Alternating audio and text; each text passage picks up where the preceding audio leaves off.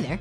I was just cleaning up some delicious popcorn. I got so excited while watching Nassim Haramein demonstrate that all particles at the smallest level we know of function like tiny toroidal fields with tiny singularities in each one. I got so excited that I threw popcorn everywhere. You see, it's so exciting because with that understanding, we actually begin to open up our understanding of what a singularity really is. We expand our ideas about it and our observation and awareness, and thus our ability to affect it. We're used to dealing with a lot of density instead of what things really are, empty space. The world we live in is mostly empty space. It's really light and fluffy, like popcorn.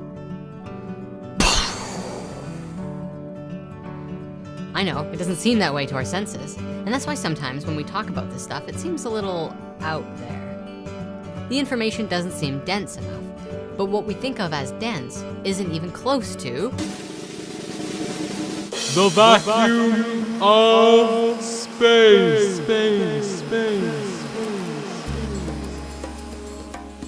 A kindred spirit messaged me on the interwebs recently and asked me how come I thought the vacuum cleaner model of a black hole wasn't fitting. I responded very simply, where's the motor? Where's the cleaner bag? The filter? The power source? How does it work? I get the analogy. It's a vacuum cleaner because it sucks things up, right? Got it. So what about the center of the galaxy, which is not only absorbing light, but also radiating it?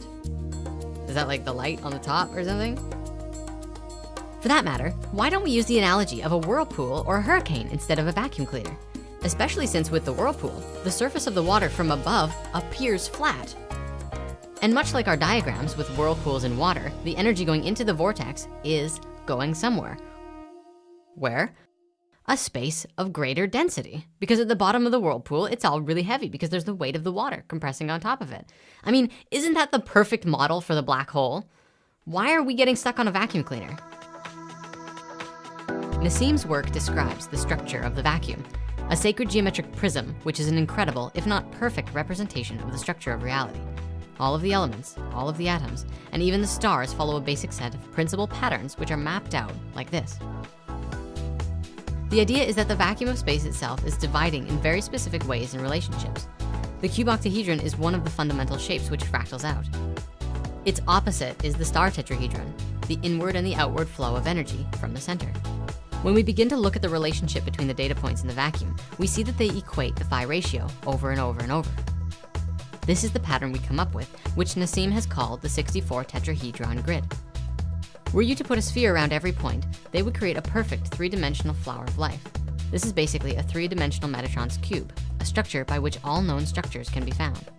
The pattern can continually fractal larger and smaller to create complex geometries and structures, such as molecules or organ systems in our bodies, which are made up based on the variety of different patterns all found within the shape. If this structure is the male component, then the female component would be the toroidal flow between and around all of the points. Imagine that every sphere in and of itself is a torus, each with a singularity of its own, but the larger fractal is a larger sphere, also with a singularity, of which all of the other toroids are connected to. You can see this geometry really clearly in the brain. You have the entire field, which is a network of interconnected data. Then you have the corpus callosum, which acts like an accretion disk of a galaxy. And then the pineal gland right in the center, which is the connector and the singularity for the entire network and field that is your brain. This structure also breaks down our construct of time because of the nature of the singularity. The singularity is the infinite vacuum, a space that may or may not be very strong, but has a relationship to all of the singularities around it, all of the empty space.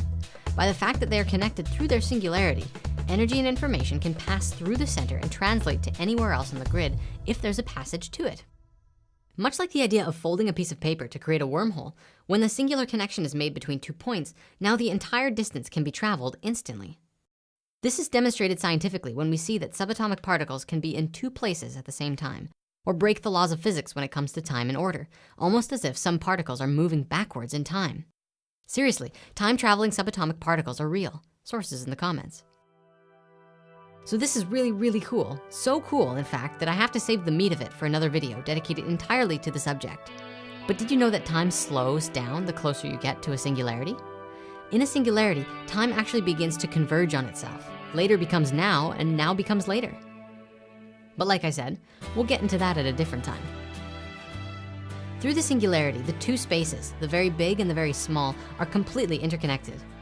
They're inside each other, might be another way to say it.